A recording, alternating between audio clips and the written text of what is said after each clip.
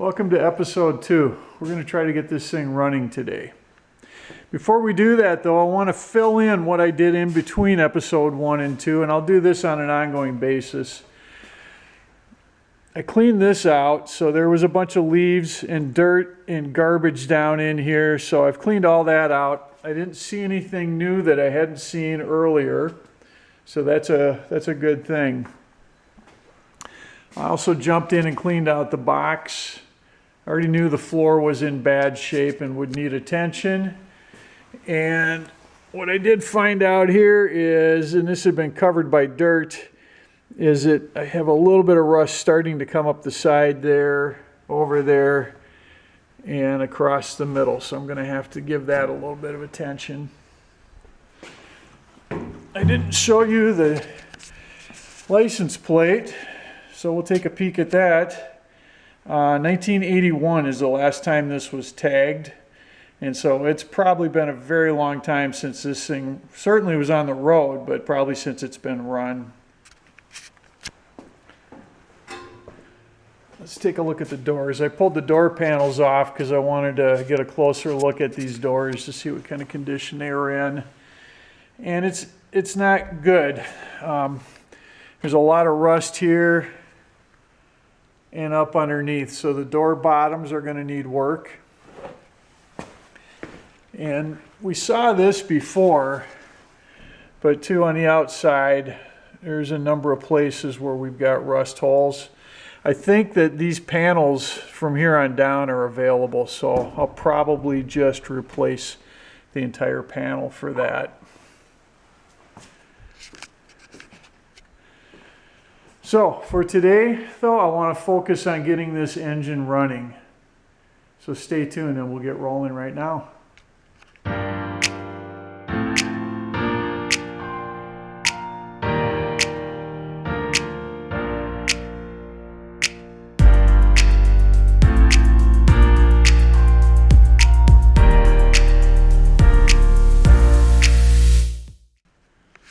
First thing I want to do to make this job a little easier is to pull the front clip. The reason I'm doing that, this has to come off anyway. It'll just make it a lot easier to get at the engine and the pieces I need to work on. So let's get that thing off of there.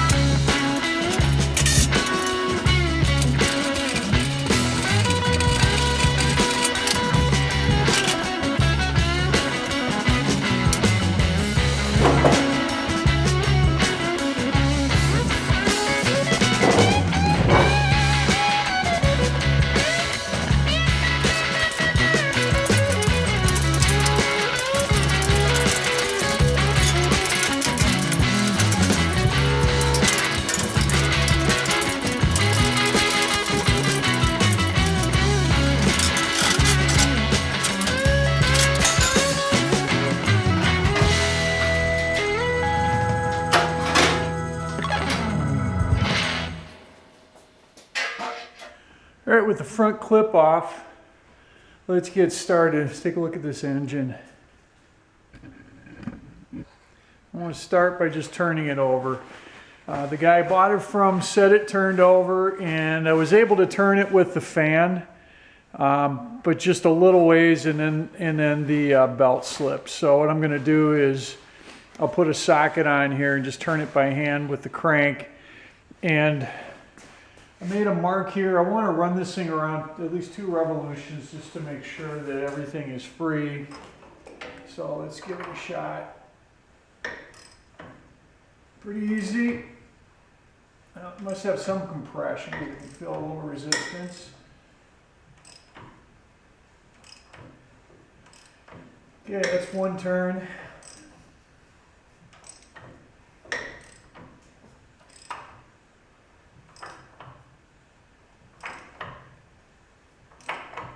There we go, 2 full turns. So he was right on that.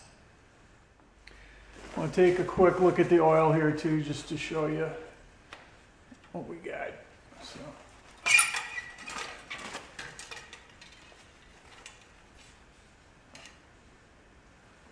All right, it's right in the middle of where it should be.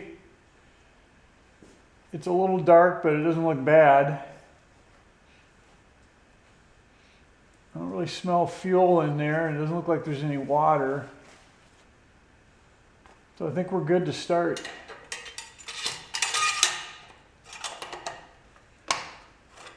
Okay, let's make sure that this starter is good. It'll turn over with that. So this is a 6-volt system, and this starter is actually a mechanical starter. So there's a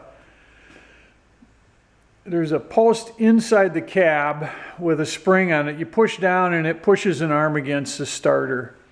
Now it being 6-volt, it's not going to sound like a regular car. It's going to turn over slow. But let's give it a shot and see what it does.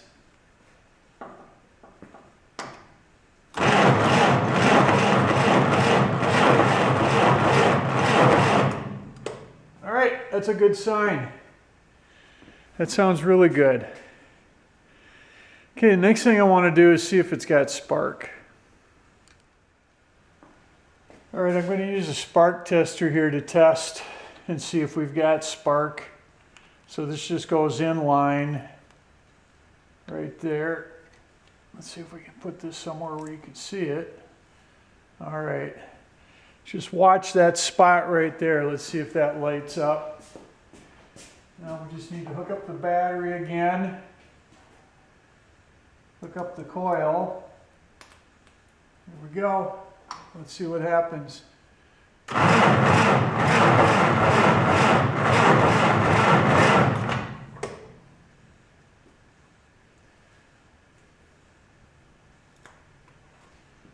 All right, I don't know if you can see that, but we did get a spark here. So points must be good, cap, the coil. So let's put some fuel in this thing and see if it'll fire off. Okay, we're going to be running this off with some high octane French's mustard. Try to fill up the bowl here and see if that works. Oh, it's leaking right through. Well, let's just see what happens.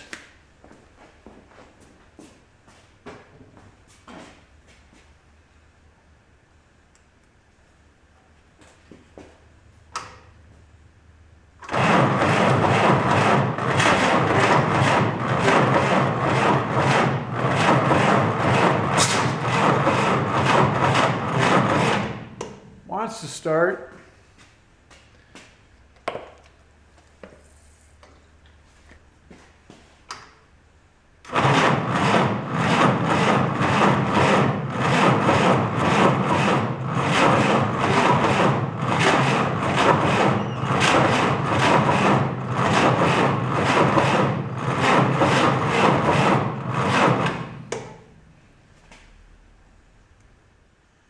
I think we're getting close.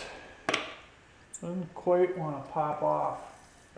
When I put fuel into the vent on the carb, it just leaks out the bottom, so I think that carb's going to need attention.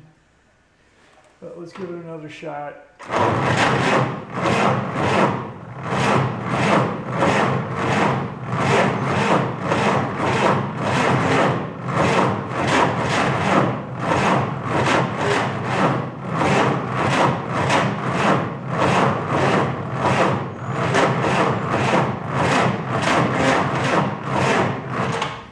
Wants to start. One of two things. Maybe it's just not turning over fast enough. I know I started with a good battery here, but I may try something a little different here. I think I'm just going to pull the carb off of here. This guy needs to be rebuilt no matter what. All right, here's the new plan. I got the carburetor right now in the ultrasonic cleaner, and I'm waiting for a rebuild kit for that. But in the meantime, I'd still love to hear this thing, just at a minimum, at least fire off. So we're gonna try this. I've got a 12-volt battery. Now I know the 6-volt starter can handle that, but I don't wanna run my 6-volt coil. So I stole a 12-volt coil off of my International, and even without a carb, we can still get some fuel to it. So what I'm going to do is shoot a little brake cleaner in here. It hopefully will fire off on that, and you'll hear how much better it'll turn over with 12 volts. So let's give that a shot.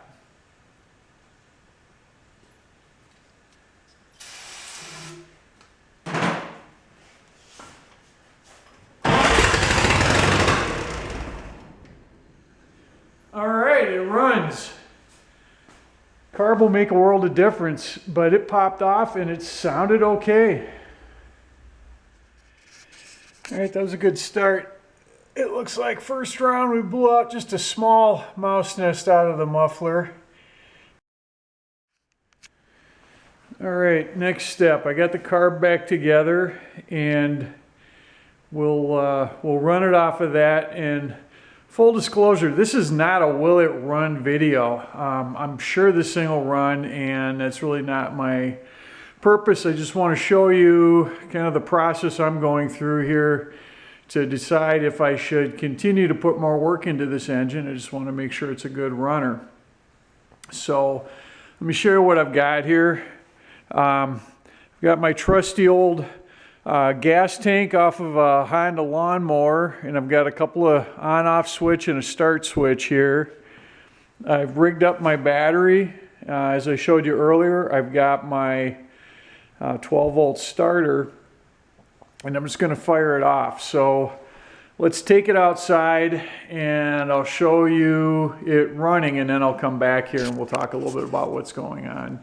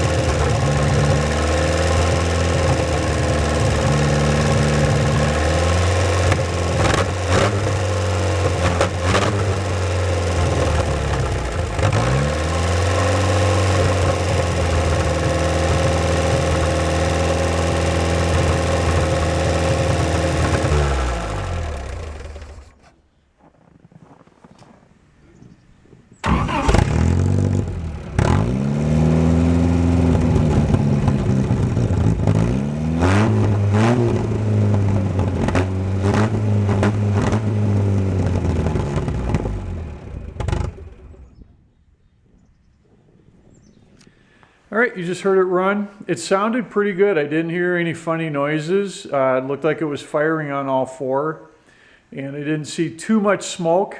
A little bit, and I think I can expect that early on. This thing hasn't been run for a very long time, so I might have some rings that are hung up, and we'll look into that in a little bit.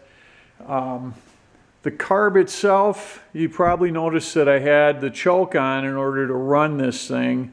Doesn't want to run without choke, so that just means that I didn't I didn't take my time to get this thing cleaned out properly, so I'll take that apart again and go through it.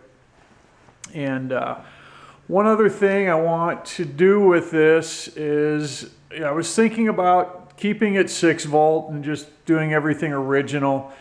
But I decided I'm going to 12 volts with this, and the main reason is just you can see how much easier it starts and turns over with 12 volts.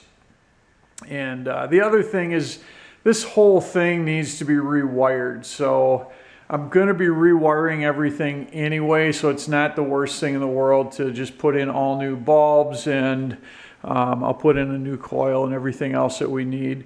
The other reason that I'm thinking 12/6 is if I keep it 6 volts, I still need to rewire it, and there's not a lot of wiring harnesses available for 6 volt. They require larger wires.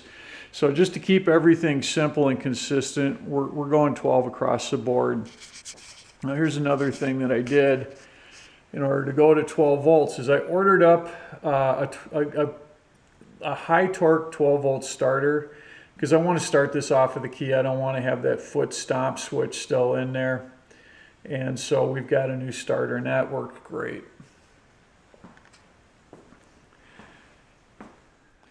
The other thing I want to do is compression test. I did a compression test before I did anything else. I just wanted to see what was going on. And this has been sitting for a very long time, and I got about 50 pounds on each cylinder across the board. I want a compression test now that I've run it just a little bit, warmed it up, got things kind of oiled up, and let's see what we get. So we'll just run through each one and see how we do. This is cylinder 1.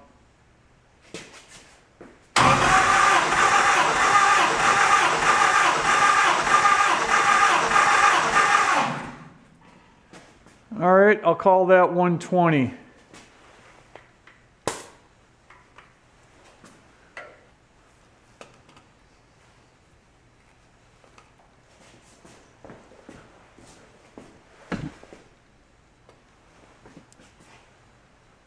Cylinder 2.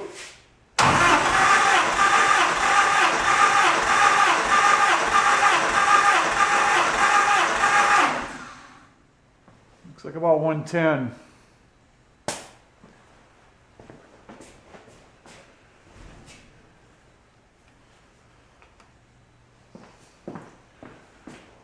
Okay, number 3.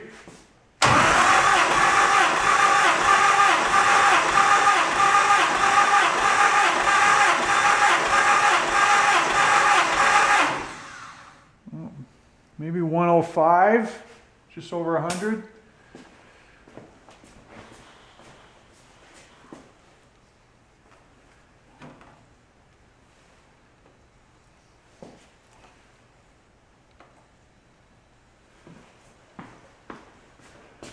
Okay, here's number 4.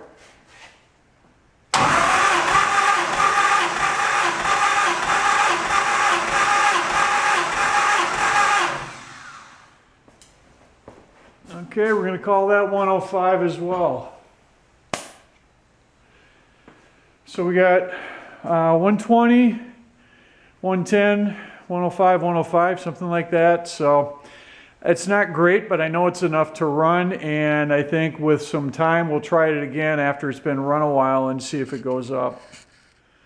All right, the next thing we're going to do is run this for an extended time to make sure that we get it all warmed up and everything is working right. I can only do that if I put a radiator on this. So I dug out this radiator that I used back when I was working on my international engine to test it, and it should work just fine with this truck as well. So the radiator will go right here. Let me show you how I want to hook it up. All right, this is my radiator. I wish I could just use it permanently on this, but it's too tall. But I can certainly use it to test this engine. So I've got one spout here on the radiator in the center, and it'll come right down to the engine there, no problem. So that'll be easy to hook up. The issue is on this part of my water pump, I'm off on the driver's side, and the spout on the radiator is on the bottom on the passenger side. So I need to make this trip all the way around. The good thing is I had to do almost the same thing on the International, and I've still got the pieces and parts, so I'll show you how I'm going to do that. All right, so here's the hose that I have. From here all the way around to this point was the old one, and all I had to do was just add another piece to get me up to the water pump.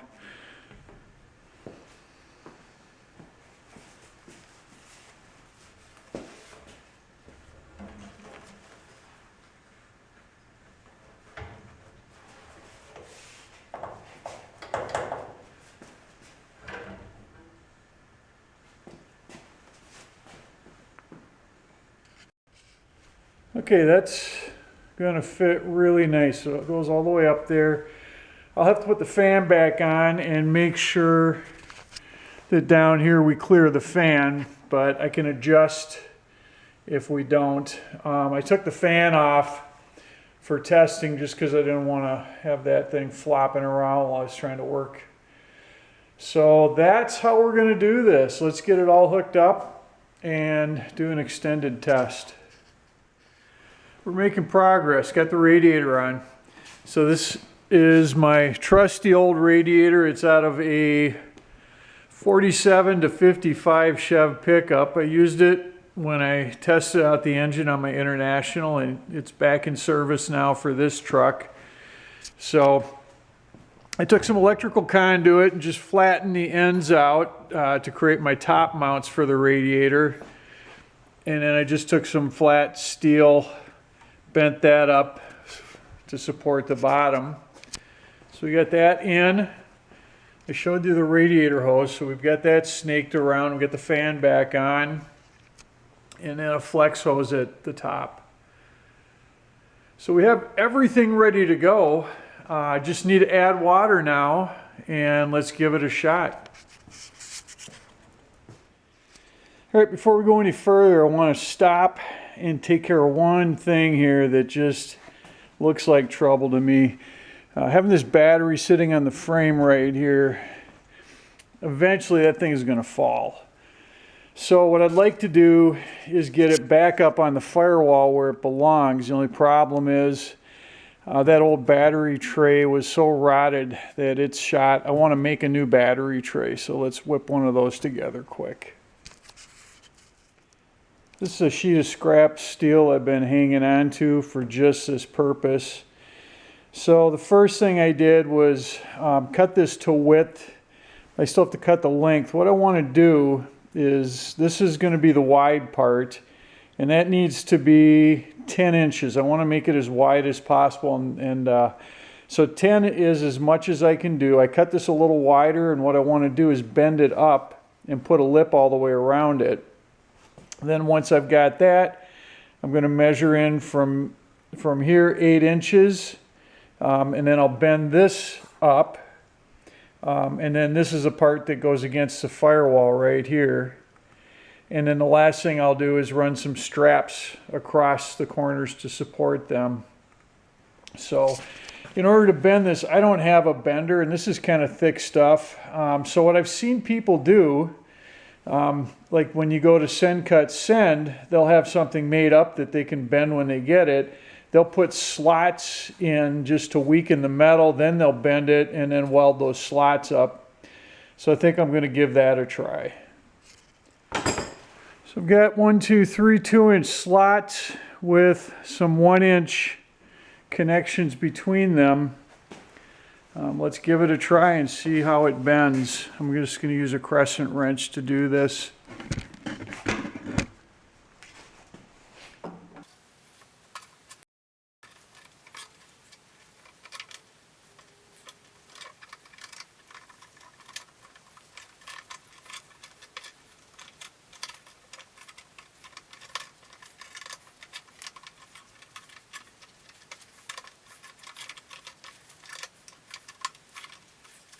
It didn't turn out too bad.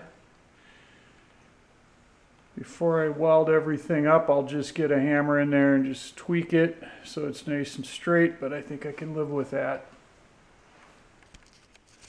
Quick progress update. So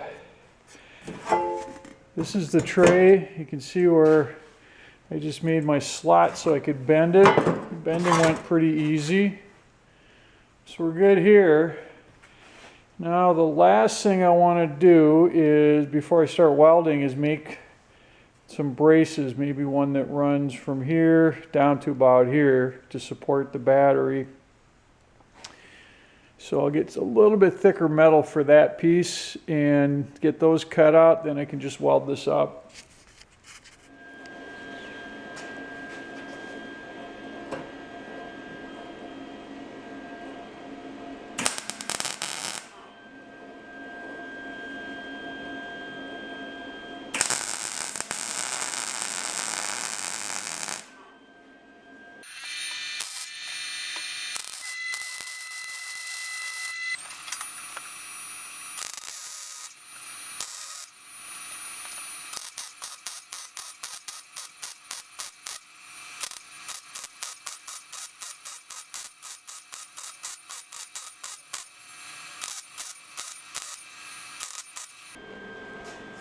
Okay, all done with welding and grinding. Pre-drilled the holes for mounting it on the firewall. I've cleaned it up and it's ready for paint.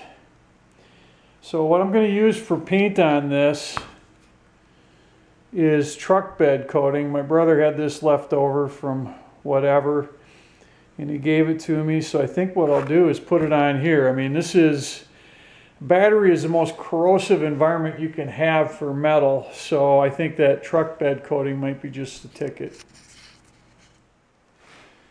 We're all painted up. Looks decent. I was thinking, if water gets in here, there's nowhere for it to go, so what I want to do is drill a couple holes here, and then I want to create just a little bit of an indent, so it's going to want to run this direction. Here's my setup. We're using the screw press. I've got my plates here. I took the largest hole because I want to have a little bit wider of an indent. And I'm just going to use a socket in the middle just to get it started.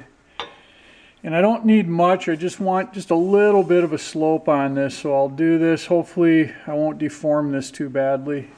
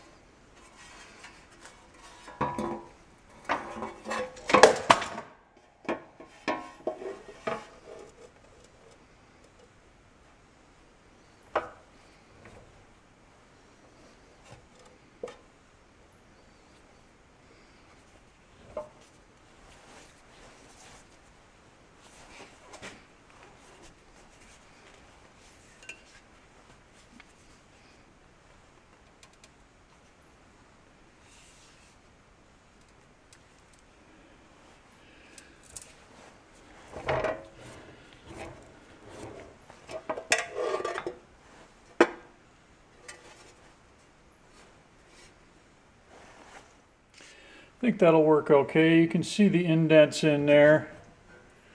You look underneath. That's enough to get the water to run down to the centers. What do you think? It's a good sturdy mount. Plenty of clearance between the top of that tray and the hood, so I don't have to worry about that. I just need to figure out a tie down, but I can deal with that later. For now, at least this battery is in a good safe place while we do our testing. This is my good friend Guy who came out for the day to help me get water in the radiator and test out the engine. As is typical, we were pretty quick about that. So Guy looks at me and says, okay, we're done with that. What else should we do? So with that extra time, we decided let's get the transmission tested out, the transfer case, and we actually busted the clutch loose and got that working. Then we moved on and we pulled the box off and tucked that away. And finally, we decided let's pull this thing out of the garage under its own power. So you're going to see us do that as well.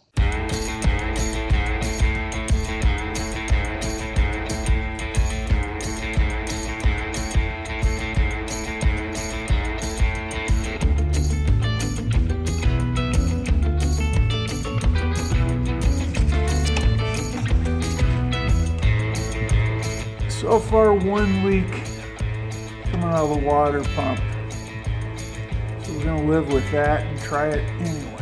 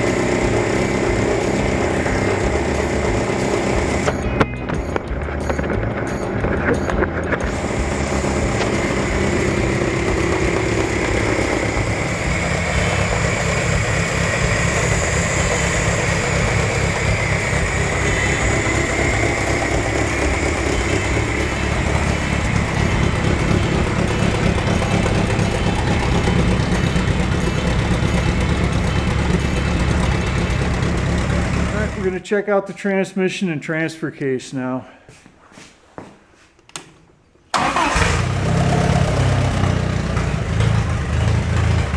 Okay, first gear.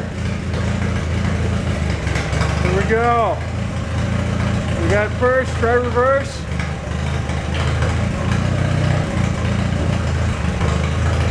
Got reverse. Okay, let's try the transfer case.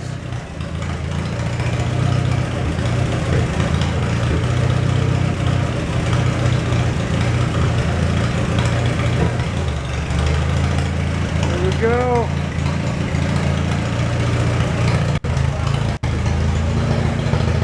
Yep. All right, let's try low.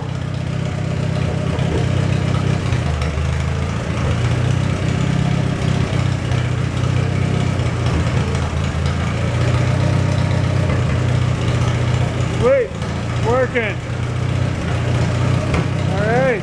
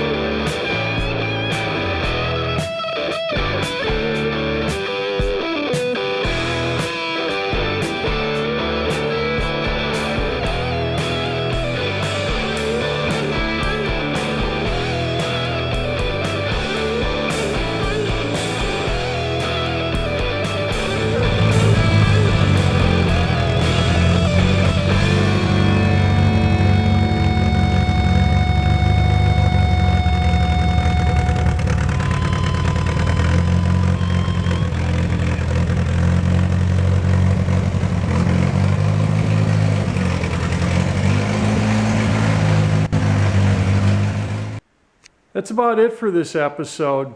Got a lot done this time, and a lot of it with the help and encouragement of my buddy Guy coming out to give me a hand on this stuff.